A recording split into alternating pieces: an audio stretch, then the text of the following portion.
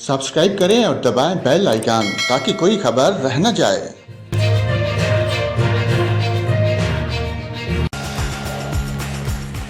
अस्सलाम वालेकुम नाज़रीन, यहाँ पर आपको खबर दें, बहावलपुर पानी नहर के करीब दरिया चिनाब में पानी की सतह बढ़ने से तहसील अहमदपुर ईस्ट के 20 से ज़्यादा देहात के मकीनों को खतरा लाक हो गया।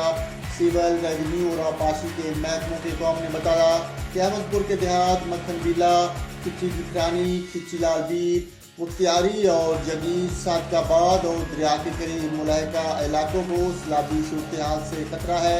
इससे कबल गुज़श्ता तालाब के वसी इलाकों में रहने वाले मकीनों को भी सैलाब जैसी सूरत हाल का सामना करना पड़ा था और दरिया में दरमियाने दर्जे के सैलाब की सतह पर पहुँचने पारी में महफूज मकामात पर मुंतकिल किया गया था।